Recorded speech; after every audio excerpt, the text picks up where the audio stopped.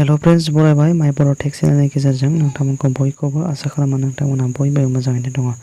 दायो बे भिडिअनि गेजेरजों नोंथांमोननो मोनसे शेयार खालामनो लादों बेनो जाबाय SCERT एबा state council of educational research and training बेनि आन्डाराव जा आसाम स्टेटनि प्रि एन्ट्रि टेस्ट एबा D.El.Ed नि इन्टारभिउ जादोंमोन एबा एग्जाम जादोंमोन जाय बे एग्जामाव नोंथांमोना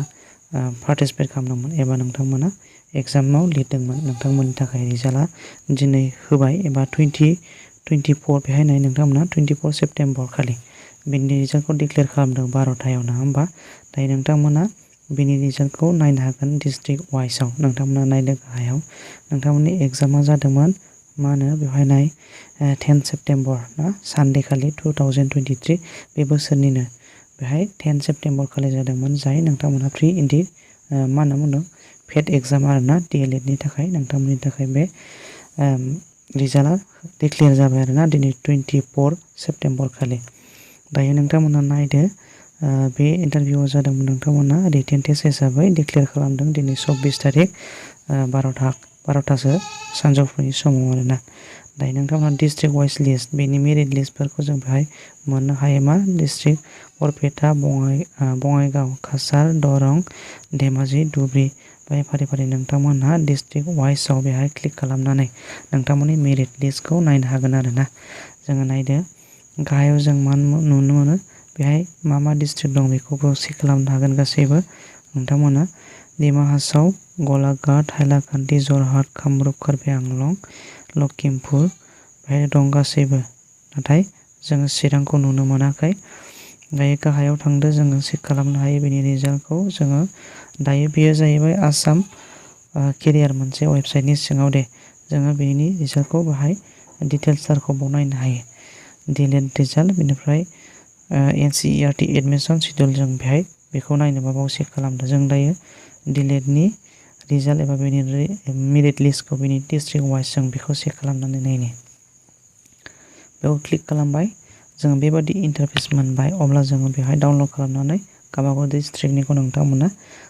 सेलेक्ट खालामनानै नायनो हागोन आरोना डाउनलडनि गेजेरजों डाउनलड खालामनानै बेहाय बरपेटा बङाइगावनि बेहाय टटेल एपियार्ड केन्डिडेटआ जाहैबाय एग्जामखौ होनाया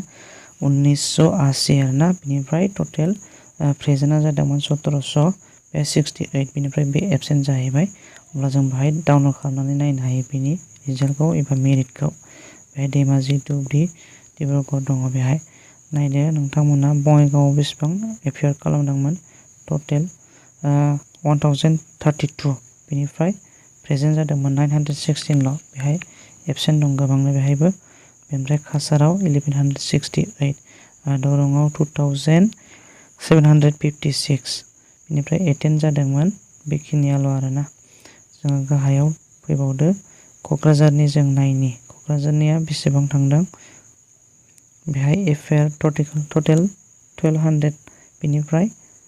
प्रेजेन्ट जादों 1036 बेहाय एबसेन्टआ नैबे एबसेन्ट अब्ला जोङो बेनि मेरिट लिस्टखौ जों डाउनलड खालामनानै नायनि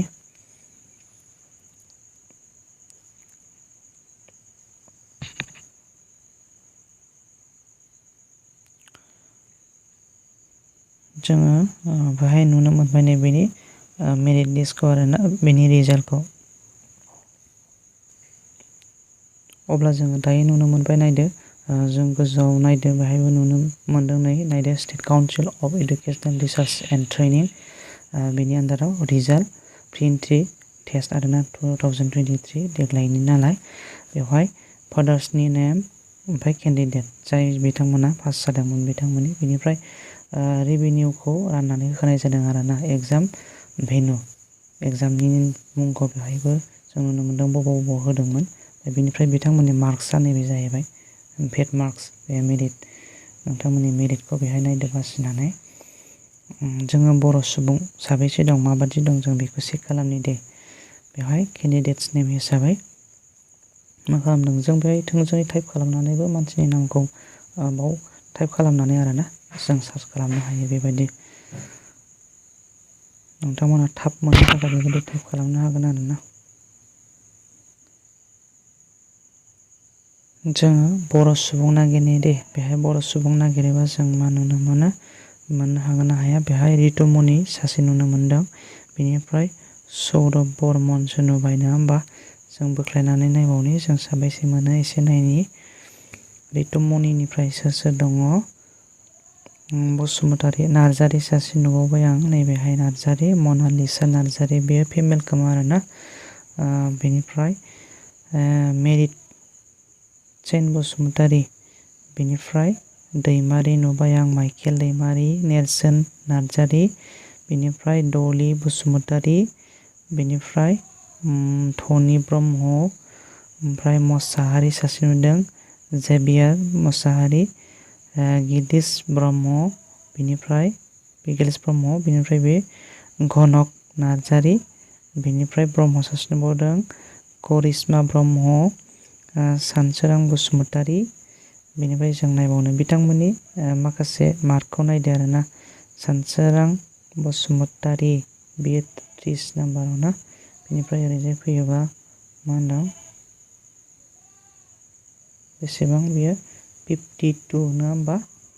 सानसोरां नार्जारि 51.75 बेनिफ्राय नोंथांमोना मा नुबावो नायबावनो हायो खोरोम बसुमतारी बेनिया बेसेबां 51.25 खोरोम बसुमतारी नुदोंना नोंथांमोनाबो खोरोम बसुमतारी बेनिफ्राय मा नुबावो जोङो एसे बोखावनि